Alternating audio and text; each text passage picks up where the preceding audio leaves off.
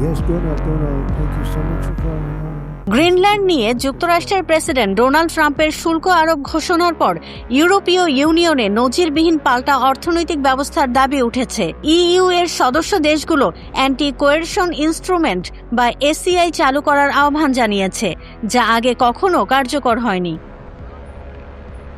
Trump ঘোষণা দিয়েছেন, Greenland কেনার অনুমতি না দিলে Denmark, Sweden, France, Germany, Netherlands, Finland, Britain ও নরওয়ের ওপর ধাপে ধাপে শুল্ক বাড়বে। ন্যাটো মহড়ায় সৈন্য পাঠানোকে যুক্তি হিসেবে দেখিয়ে তিনি 10 থেকে 15% শুল্ক বাড়ানোর ঘোষণা দেন।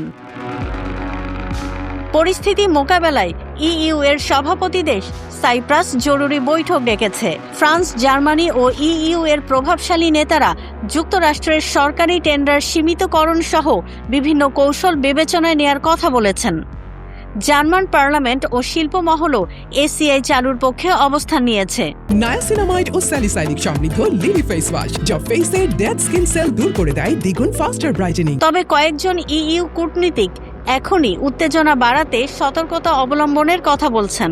ইতালির প্রধানমন্ত্রী ট্রাম্পের সিদ্ধান্তকে ভুল বলে মন্তব্য করলেও ব্রিটেন যুক্তরাষ্ট্রের সঙ্গে আলোচনা করেই সমাধান চায় বলে জানিয়েছে।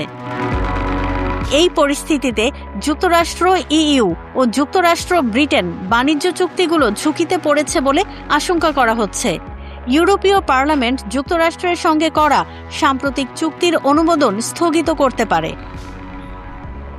এদিকে সংকটের মধ্যেই ইইউ দক্ষিণ আমেরিকার মেরকোসুর জোটের সঙ্গে বড় বাণিজ্য চুক্তি স্বাক্ষর করেছে। ইউরোপীয় কমিশনের প্রধান বলেছেন, ইইউ শুল্ক ও বিচ্ছিন্নতার পথ নয়, ন্যায্য বাণিজ্য ও অংশীদারিত্বকে বেছে নিতে চায়।